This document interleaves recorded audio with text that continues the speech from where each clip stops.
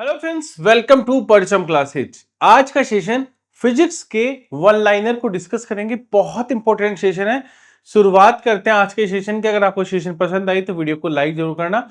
इस सेशन में हम लोग इंपॉर्टेंट वन लाइनर को डिस्कस करें जो कि डायरेक्ट आपको एग्जाम में देखने को मिलेंगे।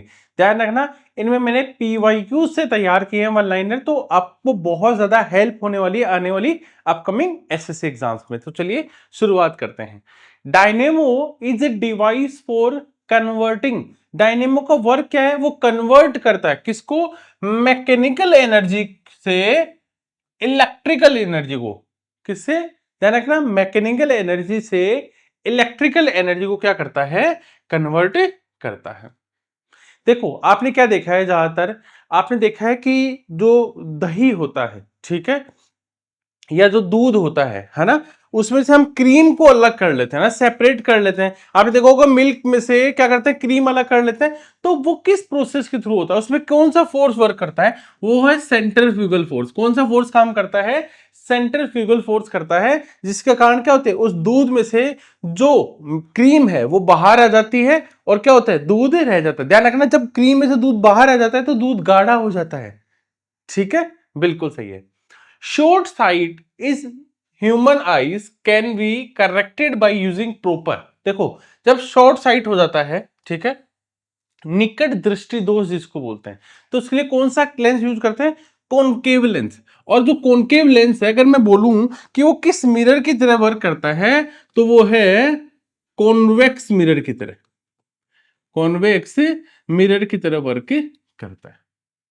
लेंस और मिरर के चैप्टर में हमने डिटेल में देखा था, आप जाकर प्लेलिस्ट में भी चेक कर सकते हैं। देखो, जब कोई बारिश की बूंद आकर गिरती है किसी सरफेस पे, falling drop of rain water acquired the spherical shape, तो स्पेरिकल शेप बन जाता है किसकी वजह से? Due to surface tension. और ये बहुत बार एग्जाम में आ चुका है, इससे पहले ये आ चुका है, तो दोनों क्वेश्चंस मेरे लिए यहाँ इंपॉर्टेंट है, इनको जरूर एग्जाम में देखना। ठीक है, उसके बाद हम बात करते हैं कि देखिए, आप ये कह रहे हैं कि जब कोई भी बॉडी, कोई भी पर्सन जो कि अर्थ से मून पर जाता है, मान लो कोई अर्थ पे है मून पे, तो क्या चेंज होगा? मैंने कहा था ना कि मास हमेशा सेम रहता है, मास कभी भी चेंज नहीं होता है। आप चाहे अर्थ पे किसी भी पार्ट पे रहे, मून पे चले जाएं, जुपिटर पे चले जाएं, इवन कहीं पे चले जाएं, मास कभी चेंज नहीं होता है। चेंज क्या होता है? चेंज होता है वेट। क्योंकि डब्ल्यू जो है, जो वेट है, वो दो चीजों पे डिपेंड करता है। W equals to M G. देखो, एम मास है ये हमेशा, लेकिन जी की वैल्यू वेरी करती है। जी क्या है? जी क्या है? ग्रेविटी।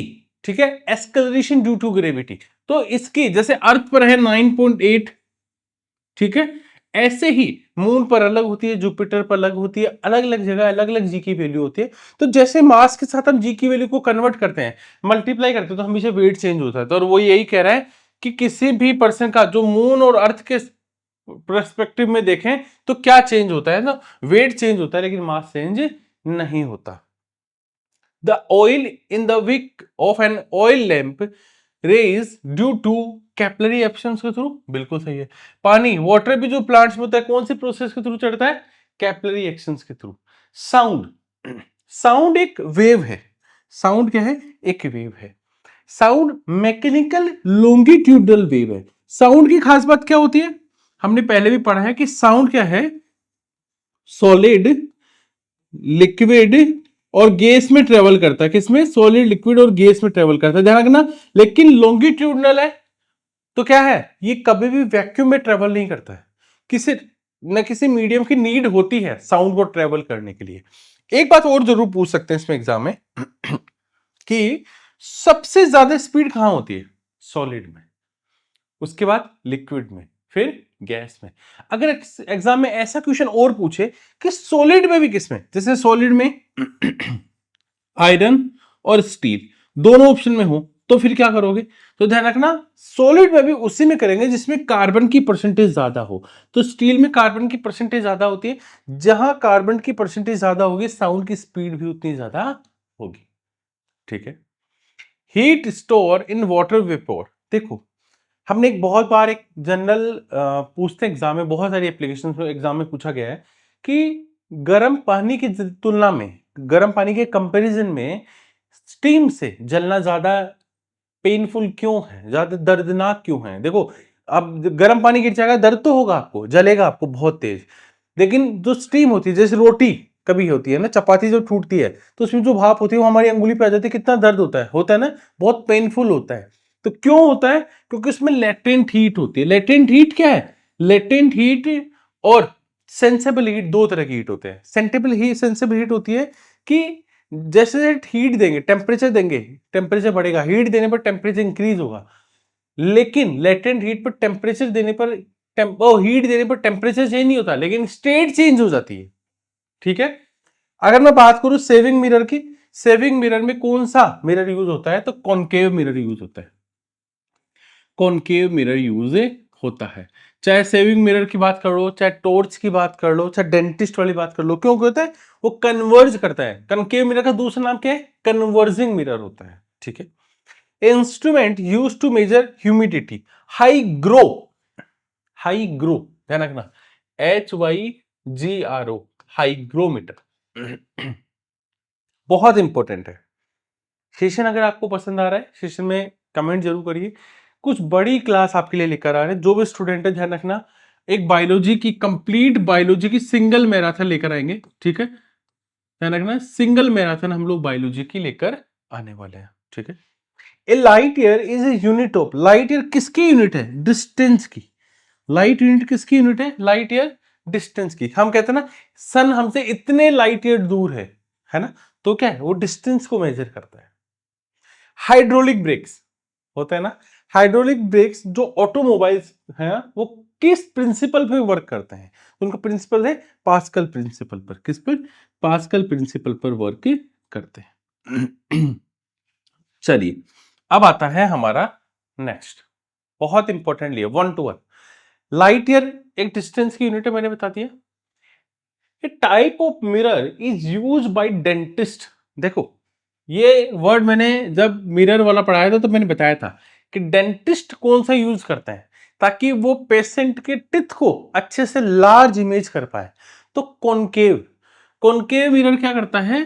बिल्कुल ध्यान रखना, कॉनकेव मिरर क्या करता है? जो इमेज को बड़ा करके दिखाता है। और कॉनकेव मिरर में तो खास बात है, कॉनकेव मिरर ऐसा मिरर है जिसमें हमें लार्ज इमेज देखने को मिलती है, सेम साइज इमेज देखने को मिलती है, और स्मॉल साइज यानी डॉटेड साइज इमेज भी देखने को मिलती है। इसमें हमें रियल इमेज भी देखने को मिलती है, इसमें हमें वर्चुअल इमेज भी देखने को मिलती है, इसमें हमें इरेक्ट इमेज भी देखने को मिलती है ना, देखने को मिलती है। और हमने देखा कि इसमें सेम साइज इमेज कब मिलती है? सेम साइज वाली, सेम साइज मिलती है जब सेंटर पे हो, सेंटर ऑफ कर्वेचर पे ऑब्जेक्ट रखा हो, तो उसकी इमेज भी सेंटर पे बनेगी, उतनी साइज की बनेगी। और क्या होगी? है ना, उल्टी होगी तो क्या होगी? रियल इमेज होगी। वे विच कलर, है ना, ड्रिफ्ट द लास्ट लीस्ट, है ना, when light passes through a prism, जब प्रिज्म में से, है ना, लाइट पास करते हो सबसे कम, तो कौन सा कलर होगा? रेड कलर होगा। कौन सा कलर होगा? रेड कलर होगा। बहुत बहुत बहुत इंपॉर्टेंट है। ठीक है। हु फॉर्मुला द इक्वेशन, अच्छा ये इक्वेशन किसने दी थी?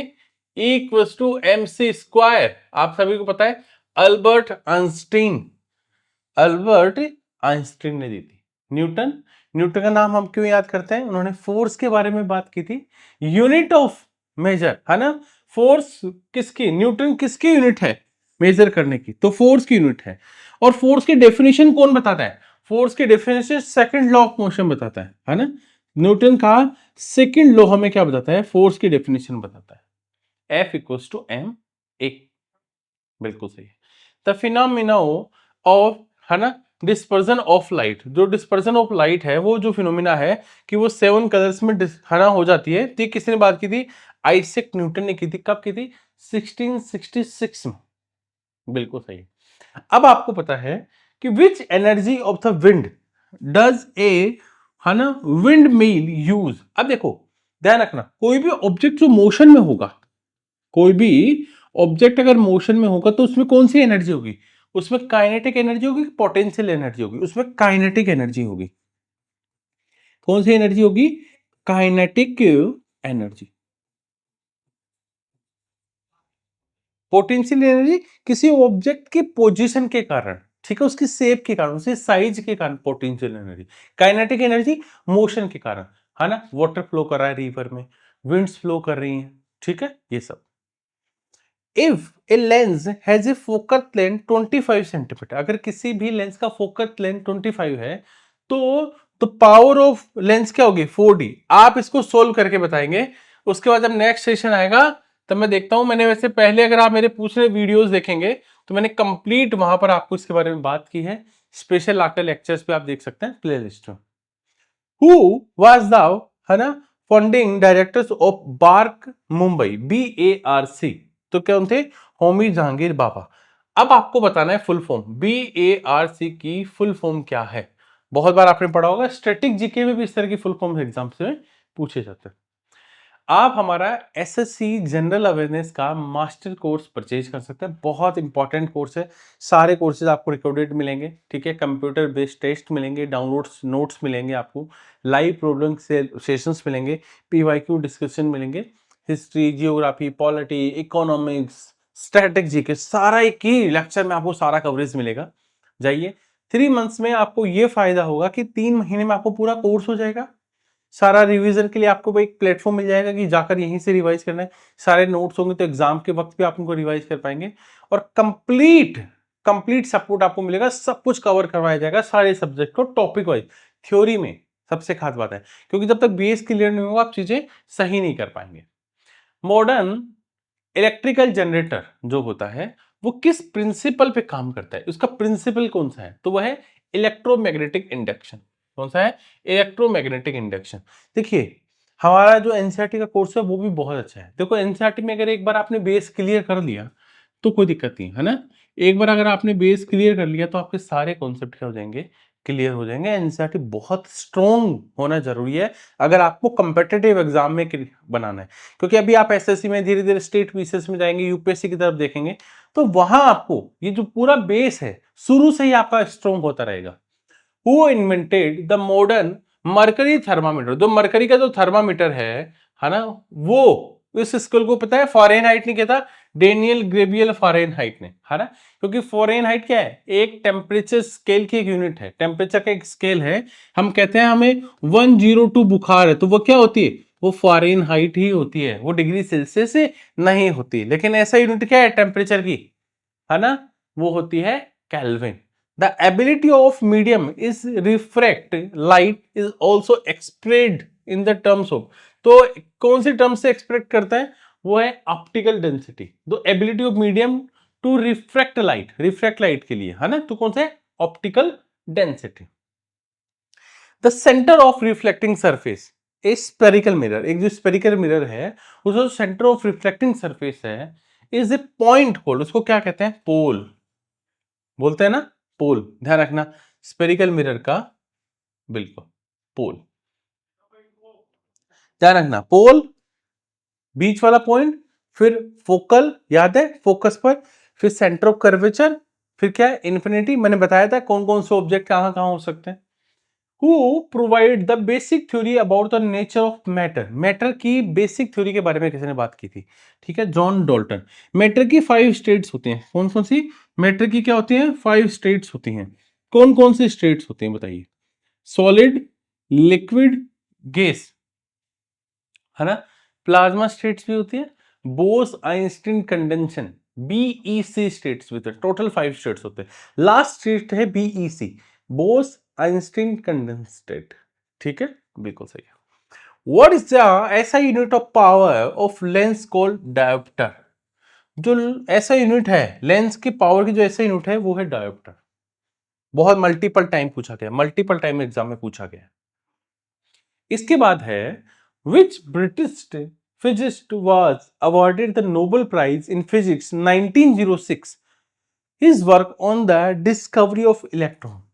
कैसे भी पूछा जा सकता है, ईयर भी पूछ सकता है, इस तरह की डिस्कवरी, क्योंकि मल्टीपल टाइम एग्जाम में आ चुका है, तो अगर उसको इजी भी बनाना है और थोड़ा ठीक लेवल का बनाना है तो इसी क्वेश्चन को पूछ सकता है कि जे जे थॉमसन को कब ये अवार्ड मिला था, तो आप कहोगे 1906 में उनको फिजिक्स का नोबेल प्राइज मिला था। स्टैटिक में भी पूछ सकते हैं इस वाले क्वेश्चन को, है ना। नोबेल प्राइज से रिलेटेड बहुत बार क्वेश्चन आता है, कई बार लेटेस्ट नोबेल प्राइज का आता है, कई बार पुराने नोबेल प्राइजेस का भी आता है, ठीक है, कि फर्स्ट किसको मिला था, फिजिक्स में पहला किसको मिला, है ना। इस तरह के एग्जाम में बहुत सारे पूछते हैं। What is the SI unit of resistance?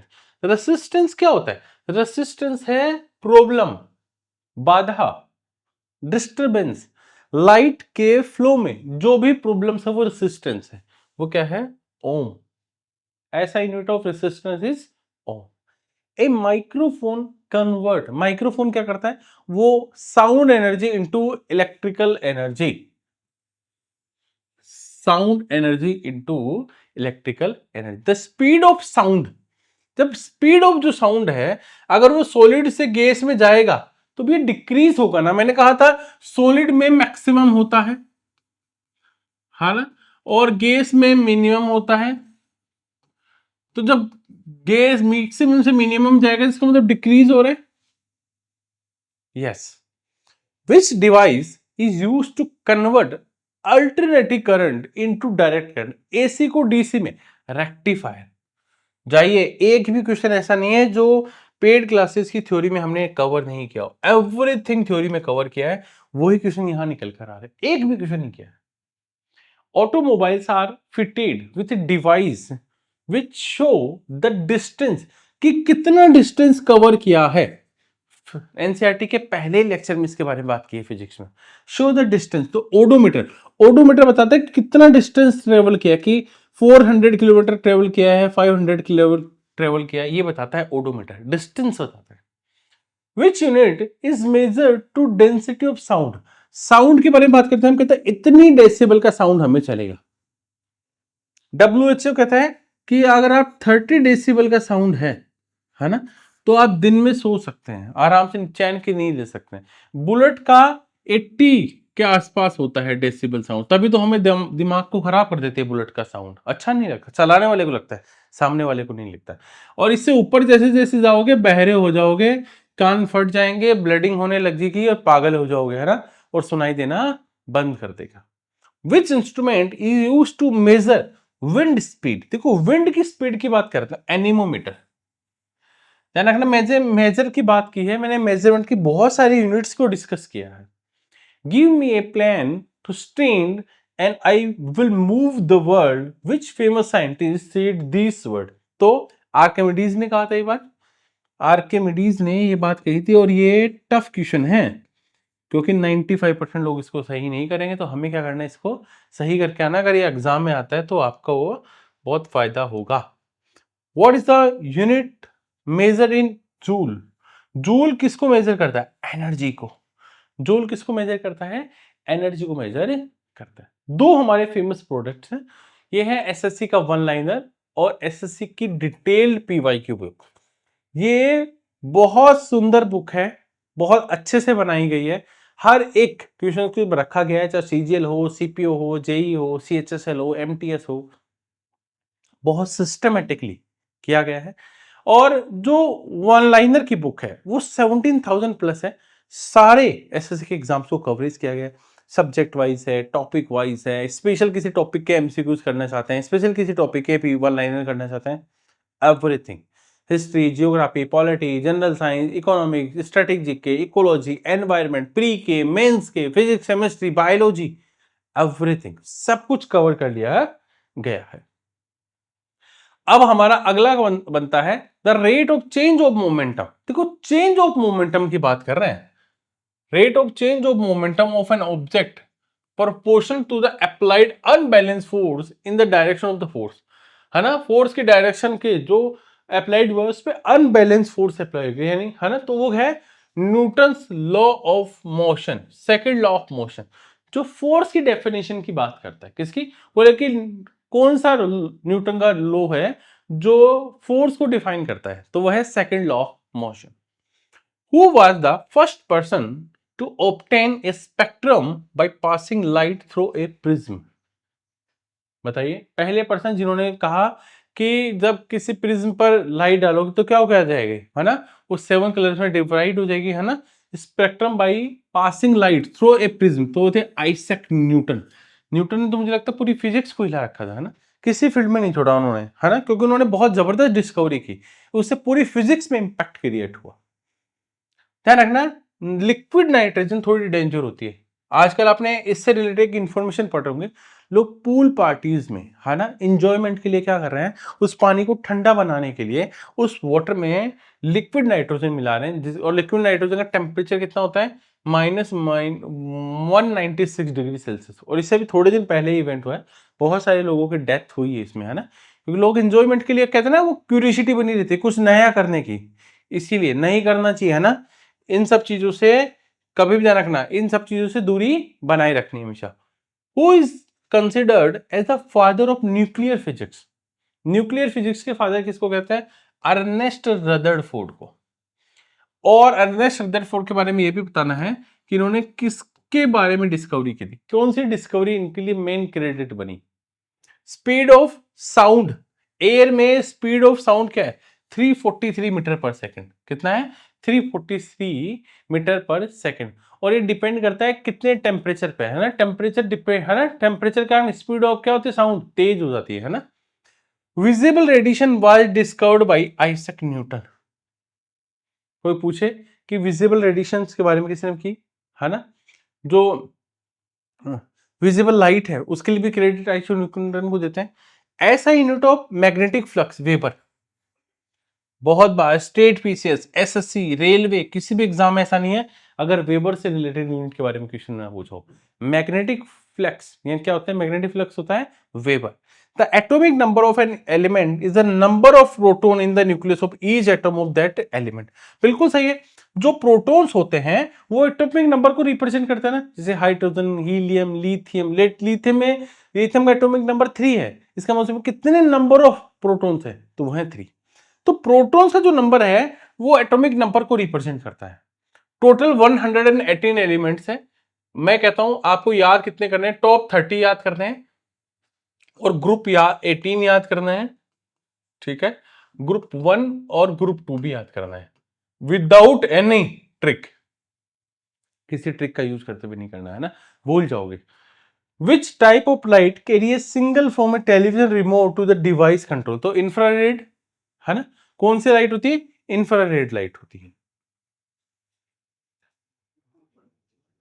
अब आता है हमारा बहुत जबरदस्त, बहुत सारे इसमें इंपॉर्टेंट है, एग्जाम में बहुत पूछते हैं, जैसे ये पूछते हैं एग्जाम में बहुत आता है। चलो फिर भी हम डिस्कस करते हैं, हमें तो सारे डिस्कस करने हैं, हम डिस्कस करते हुए चलते हैं। Who discovered the law of planetary motion? Planetary motion के बारे में किसने बात की थी? केपलर ने बात की थी। किसने बात की थी? केपलर ने प्लेनेटरी मोशन के बारे में बात की है। How many law of motion are given by Isaac Newton? Newton के कितने लॉज हैं? न्यूटन का फर्स्ट लॉ, न्यूटन का सेकंड लॉ, न्यूटन का थर्ड लॉ, ठीक है। सेकंड लॉ तो हमने बार बार डिस्कस कर लिया। थर्ड लॉ क्या था? एक्शन रिएक्शन लॉ, है ना, है ना, एक्शन रिएक्शन। अगर आप दीवार पर आपने मारा तो दीवार भी तो आपको मारती है, तभी तो आपको भी दर्द होता है, वरना मार के देखो कितनी तेज दीवार पे मार सकते हो? नहीं मार सकते ना। दीवार भी आपको उतना ही मारेगी, जितना तेज दीवार पे मारोगी दीवार भी आपको उतना तेज मारेगी। Equal and opposite reaction, equal भी और अपोजिट भी, ठीक है। हाउ मेनी हो गया? What is the full form of MCB, है ना, miniature circuit breakers. A fuse wire is always connected. देखो फ्यूज वायर जो होता है ना, हमेशा किससे कनेक्ट रहता है? Live wire. लाइव वायर क्या है? जो करंट लेकर आ रहा है ना, पोल से आपके घर के मीटर में जो करंट लेकर आ रहा है, कौन आ रहा है? Live wire. 3 तरह के वायर होते हैं, है ना, उनमें क्या है? एक live wire. Metal commonly use for making a electromagnet. तो कौन सा मेटल जो इलेक्ट्रोमैग्नेट बनाने के काम आता है? आयरन। मैं ही कह रहा हूं 100% हमने जो कोर्स बनाया है, मैं आपको बहुत छोटी सी बात बता रहा हूं, ये मैंने PYQ से लिए, हल रैंडम जो जो अच्छे थे, और मैंने अपने कोर्स से अब रिलेट कर पा रहा हूं, क्यों कोर्स से मैं रिलेट कर पा रहा हूं। मैं कह रहा हूं इसमें कुछ भी नहीं है जो हमने कोर्स में नहीं पढ़ाया हो, वो भी थ्योरी में याद रहेगा। क्यों पोल पे ज्यादा होती है वेट की वैल्यू, है ना, वेट ज्यादा क्यों होता है? अब जो वेट ऑफ बॉडी है वो मैक्सिमम पोल पे होता है। और मैंने एक बात और बताई थी इसमें बहुत इंपॉर्टेंट थी, कि नॉर्थ पोल या साउथ पोल, नॉर्थ पोल या south, north pole. North pole पे क्यों? क्योंकि क्योंकि अर्थ के नॉर्थ पार्ट पे मास ज्यादा है, और जब मास ज्यादा होगा तो जी की वैल्यू ऑलरेडी ज्यादा होगी, है ना, बिल्कुल सही है। A ice cube is floating on the surface of water, how will the water level be affected by melting of ice cube. एक वाटर है, उसमें आपने आइस क्यूब डाल दिया, आइस क्यूब मेल्ट होगी तो वाटर लेवल इंक्रीज होगा decrease होगा? सेम रहेगा। क्या रहेगा? सेम रहेगा, क्योंकि वाटर की डेंसिटी 10% डिक्रीज होगी। तो और बर्फ जब पानी में होती है तो 90% अंदर होती है, 10% बाहर होती है। तो इसका 10% 10% डिक्रीज हुई तो 9 हो जाएगा, इसका 10% इंक्रीज 9 हो जाएगा, है ना, 91 हो जाएगा। हाँ 81, और 81 और ये क्या हो जाएगा? सेम, है ना। 9 यहां से कम हुआ, 9 ऊपर आ गया, तो वाटर लेवल में कोई इंक्रीज चेंजेस हुआ नहीं हुआ ना, बिल्कुल सही है। अब देखो, the move electric charge particles both electric and magnetic field, है ना, जो प्रोड्यूस कर सकते हैं। हमने बात की थी, बिल्कुल की थी, हमने बताया था कि कैसे मैग्नेट से electric field generate, electricity generate कर सकते हैं, और इलेक्ट्रिसिटी से कैसे मैग्नेटिक फील्ड जनरेट कर सकते हैं। दोनों के बारे में हमने बात की थी, इलेक्ट्रिक, है ना, magnetic field of electric current, इसके बारे में कंप्लीट चैप्टर को हमने थ्योरी में देखा था वहां पेड क्लासेस पे। Instruments used to store the electrical charge is known as capacitor. Capacitor. Distance, distance एक स्केलर क्वांटिटी है और डिस्प्लेसमेंट एक वेक्टर क्वांटिटी है। डिस्टेंस और डिस्प्लेसमेंट ध्यान रखना, डिस्टेंस और डिस्प्लेसमेंट की बात कर रहे हैं, बहुत बहुत बहुत इंपॉर्टेंट है। एक चीज और ध्यान रखना कि स्केलर और वेक्टर में क्या है, स्केलर में हम डायरेक्शन की बात नहीं करते हैं, लेकिन डिस्प्लेसमेंट में डायरेक्शन की बात करते हैं। यही दोनों में मेजर चेंज है, यही क्या है, दोनों में मेजर चेंज हमें देखने को मिलता है। ठीक है, चलिए अब आता है हमारा, देखो अपने वाटर को स्टोर कर लिया डैम ने, है ना, तो डैम क्या कर रहा है, स्टोर कर रहा है, पोजीशन के कारण स्टोर हुआ है। और जब डैम ने वाटर स्टोर किया, इसका मतलब उसका पोटेंशियल एनर्जी इंक्रीज हो गई है। अब जैसे इस वाटर को छोड़ोगे, उसमें काइनेटिक एनर्जी आ जाएगी। कौन सी एनर्जी आएगी? काइनेटिक एनर्जी आ जाएगी। ठीक है, the basic process taking place in the nuclear reaction, तो वो है फ्यूजन। न्यूक्लियर फ्यूजन प्रोसेस के थ्रू होता है, किसमें होता है? न्यूक्लियर रिएक्टर में। An electrical generator actually work act A converter of energy, है ना। क्या करता है इलेक्ट्रिकल जनरेटर? क्या करता है? कन्वर्टर करता है, एक कन्वर्टर ऑफ एनर्जी। जैसे पार्सेक की बात करें, parsec is the unit of measurement, है ना, एस्ट्रोनॉमिकल डिस्टेंस के बारे में बात करते हैं। पार्सेक, पास्कल ही पार्सेक। एस्ट्रोनॉमिकल यूनिट क्या होती है? 1.496 इंटू 10 की पावर 11 मीटर, और एक पार्सेक होता है 3.086 इंटू 10 की पावर 16 मीटर। दोनों याद रखना, तीनों टाइप के क्वेश्चन एग्जाम में पूछते हैं, 3 to 4 टाइप के यहां से बनते हैं, और बनते हैं तो इससे बाहर जा नहीं बनेगा। Astronomical unit is the mean distance of the centre of the sun और the centre of the earth. देखो कितना जबरदस्त, पूरा कंप्लीट एक्सप्लेनेशन हो गया। 5 टाइप्स यहां से बनते हैं, पांचों क्वेश्चंस को हमने यहां डिस्कस किया। The acceleration in a body is due to unbalance force. अच्छा बिल्कुल सही है। अब किसी ऑब्जेक्ट की पोजीशन चेंज करनी हो तो एक्सेलरेट करना पड़ेगा, तभी तो अनबैलेंस फोर्स अप्लाई करना पड़ेगा। एक्सेलरेशन, ठीक है। स्पीड, एक्सेलरेशन क्या होता है? कोई ऑब्जेक्ट चल रहा है, उसकी स्पीड में चेंज कर दिया, इंक्रीज कर दिया, डिक्रीज कर दिया, उसकी डायरेक्शन में चेंज कर दिया, हम कहेंगे एक्सेलरेट है। जैसे मैं अभी चल रहा हूं 5 किलोमीटर पर आवर के, आपने मेरी पुश किया तो मेरी 6 होगी, तो आप कहोगे कि सर क्या एक्सेलरेट में है ना, उसमें एक्सेलरेशन देखने को मिल रहा है। ये भी एग्जाम में बहुत बार पूछते हैं कि जो स्मॉल ऑब्जेक्ट होते हैं, बहुत स्मॉल ऑब्जेक्ट, उनका डायमेंशन, है ना, कौन मेजर करता है, कौन सा इंस्ट्रूमेंट मेजर करता है, और ये इंस्ट्रूमेंट कितने तक का जो डायमेंशन है उसका पता कर पाता है, तो वो है 0.01 जो ऑब्जेक्ट होते हैं उनका डायमेंशन भी पता कर लेता है। The boat will submerge when it displaced water equal to its own weight, अपने वेट के इक्वल। ठीक है, ध्यान रखना। अब जो स्प्लिटिंग ऑफ लाइट है ना, जो अलग अलग कलर्स में लाइट स्प्लिट होती है ना, प्रिज्म में, वो क्या है? वो है ना, डिस्पर्जन ऑफ लाइट। अब आपको क्या करना है, इनको घर जाकर भी एक बार रिवाइज करना है। जैसे वाटर है, कोई डैम में, मैंने कहा ना, किसी ऑब्जेक्ट की पोजीशन में चेंज, उसकी शेप में चेंज, साइज में चेंज कर दोगे तो क्या हो जाएगा? ठीक है, वो हो जाएगा आपका पोटेंशियल एनर्जी का। ये हमने बात कर ली थी इस वाले में। ठीक है, सारी कंप्लीट इंफॉर्मेशन हमने यहां से शुरू किया था और यहां तक। अब आता है हमारा लाइट ट्रेवल। जो लाइट होती है वो ट्रेवल करती है, हमेशा स्ट्रेट लाइन में। ध्यान रखना, लाइट कैसे ट्रेवल करती है, लाइट हमेशा स्ट्रेट लाइन में ट्रेवल करती है, ध्यान रखना। The force of unit force of unit क्या है, न्यूटन है। और अगर मैं बात करूं तो किलोग्राम मीटर पर सेकंड स्क्वायर भी होती है, बिल्कुल सही है, तो फोर्स की यूनिट भी है। अगर मैं बात करूं कि वर्क क्या है, वर्क डन क्या होता है, ध्यान रखना, वर्क डन की डेफिनेशन एक सिंपल सी बताता हूं। किसी भी ऑब्जेक्ट पे आप फोर्स अप्लाई करोगे, फर्स्ट कंडीशन, और ऑब्जेक्ट फोर्स अप्लाई करने के बाद डिस्प्लेस्ड होना चाहिए, यहां से यहां उसकी पोजीशन में चेंज होना चाहिए, तो वो है वर्क। वर्क की जो ऐसा यूनिट होती है वो होती है जूल। हम कहते हैं इतना जूल वर्क कर लिया, ठीक है, बिल्कुल ध्यान रखना। फास्टेस्ट है ना, सिस्मिक वेव कौन सी होते हैं, तो वो प्राइमरी वेव्स होती हैं। अगर मैं बात करूं रेडियो एक्टिविटी, तो हेनरी बैक्यूरेल थे, उन्होंने उनके नाम पर इसको रखा गया था, SI unit of radio activity, Henri Becquerel. What is the SI unit of pressure, वो है पास्कल। वो थी पार्सेक, वो डिस्टेंस की थी, ये पास्कल है जो प्रेशर की यूनिट है। Which device is use to identify the pressure of electric charge of an object, किसी भी ऑब्जेक्ट पर इलेक्ट्रिक चार्ज की प्रेजेंस करने के लिए कौन सा डिवाइस यूज करते हैं, वो है इलेक्ट्रोस्कोप।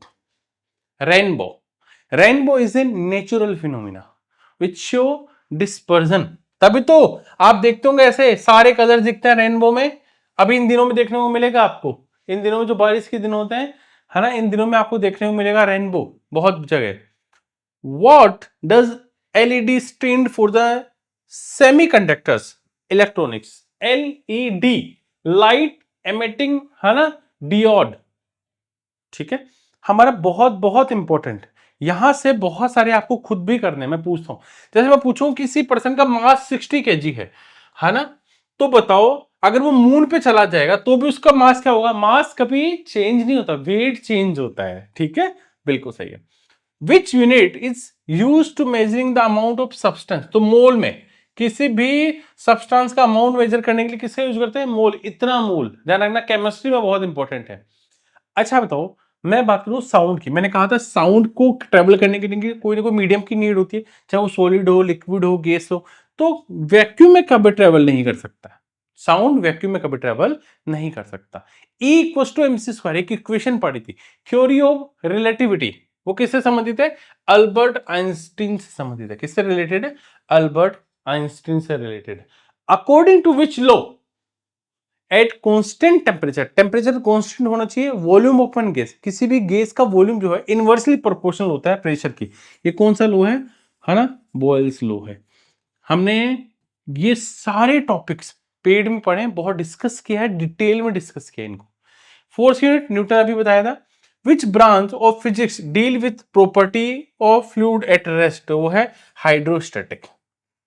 आपको पता है जो न्यूटन का फर्स्ट लॉ, उसको लॉ ऑफ इनर्शिया बोलते हैं। लॉ ऑफ इनर्शिया में कोई भी ऑब्जेक्ट अपनी पोजीशन में चेंज नहीं करना चाहता है, वो रेस्ट में तो रेस्ट में रहना चाहता है, वो मोशन में है तो मोशन में रहना चाहता है, इसी को क्या कहते हैं, लॉ ऑफ इनर्शिया भी बोलते हैं। Which of two colours of spectrum form, तो कौन कौन से कलर, मैंने यहाँ थोड़ा इनको हाइड कर दिया है, अब आपको कमेंट करके बताना है which of two colours of spectrum form the extremes, कौन कौन से कलर्स आपको कमेंट करके बताने हैं। क्या करना है आपको, जाना है रिवीजन करना है, कौन कौन सा, फिजिक्स, केमिस्ट्री, बायोलॉजी, तीनों के 300 तो मैंने बोले हैं लगभग, अगर मैं बात करूं तो लगभग 500 से प्लस आपको देखने को मिलेंगे। डिफरेंट टाइप के फैक्ट्स मैंने वीडियोस में बात की है, बोलते समय बताया बहुत सारे फैक्ट्स, तो इन सबको आप नोट करेंगे।